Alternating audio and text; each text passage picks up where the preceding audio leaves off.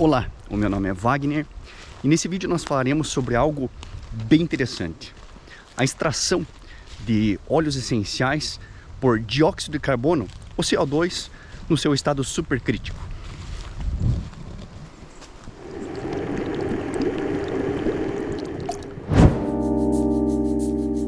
Os óleos essenciais podem ser extraídos das plantas aromáticas através de diversos métodos e técnicas, tais como por arrasto de vapor, solventes, infloração, prensagem a frio, fluidos supercríticos, dentre outros.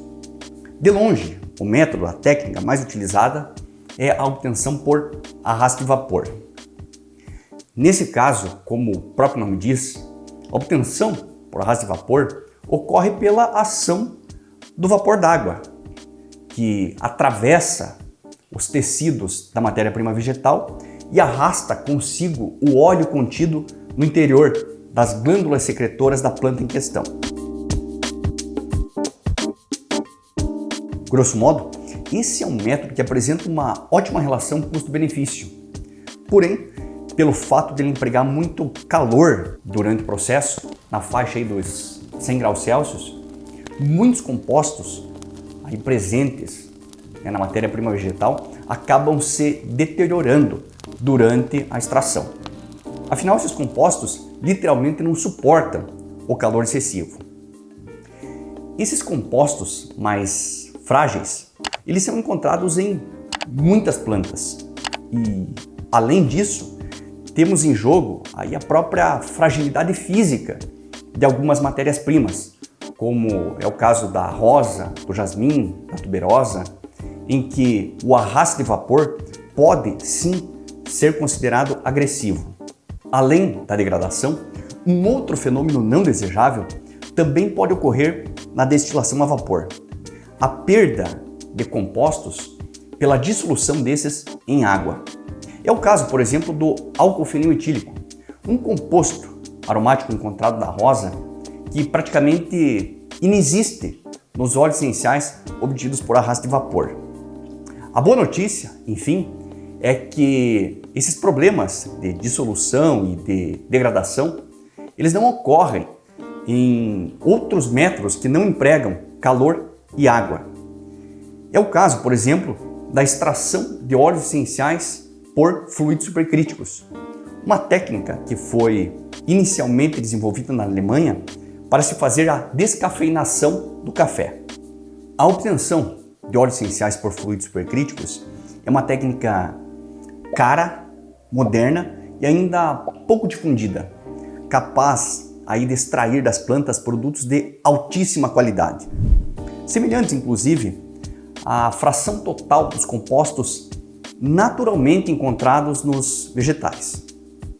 Sendo bem grosseiro, é como se toda planta ali viva fosse transfigurada para seu estado líquido. Bacana, né? Bom, mas para que isso ocorra, todo o sistema se utiliza de um fluido supercrítico, que quimicamente pode ser definido como qualquer substância em uma temperatura e pressão acima do seu ponto crítico, onde não existe mais a distinção entre suas fases líquida e gasosa.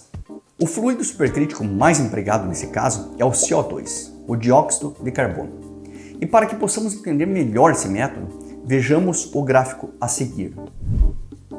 De acordo com esse gráfico, observamos que quando o CO2 atinge uma temperatura de aproximadamente 31,1 graus Celsius e uma pressão de 74 atmosferas, ele chega no seu ponto crítico.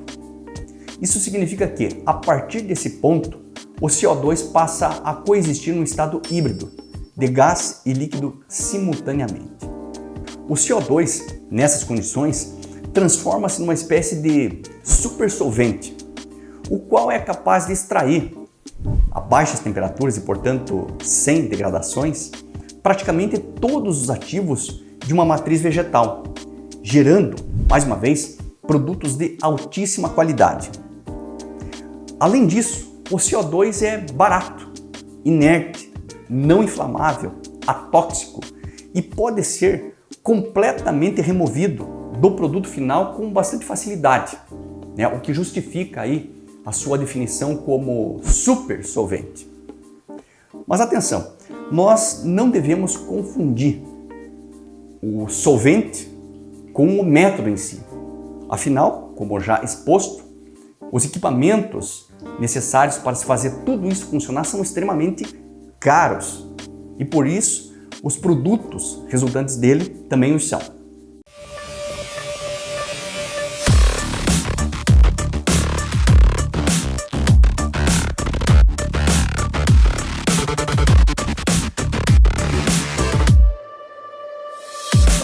Bom, já sabemos que a extração por CO2 supercrítico gera produtos de excelente qualidade, semelhantes, mais uma vez, à planta viva. Tecnicamente, esses produtos eles são chamados de extratos, pois, além de óleos essenciais, eles podem conter uma série de outros compostos que são naturalmente encontrados na matriz vegetal, tais como ceras, ácidos graxos, pigmentos, dentre outros. Ou seja, um extrato obtido por fluido supercrítico nem sempre é composto apenas pela fração volátil de uma planta. E quando esse é o caso, ele é chamado de CO2-TO. Então, o CO2-TO que vemos nos rótulos dos produtos extraídos por esse método indica para nós que esse produto, ou que o produto em questão, é um extrato completo, total. Por outro lado, a extração por CO2 supercrítico também permite selecionar da matriz vegetal alguns compostos para serem extraídos em detrimento de outros. Isso através de alguns ajustes, de algumas configurações de temperatura e pressão no sistema. Nesses casos, ao invés do TO, total, eles são identificados pelo acrônimo SE, ou seja, CO2-SE. Como um exemplo hipotético, nós podemos citar um extrato CO2-SE de vetiver, no qual ele é composto apenas pelos seus sesquiterpenos mais pesados. Isso é interessante, não é mesmo? Mas na prática de mercado, todos esses extratos acabam sendo definidos, acabam sendo denominados apenas de óleos essenciais, mesmo aqueles CO2-TO, que além dos voláteis, pode conter outros compostos. No Brasil, os óleos essenciais extraídos por CO2 supercrítico ainda são incomuns e pouquíssimas marcas trabalham com esse tipo de produto.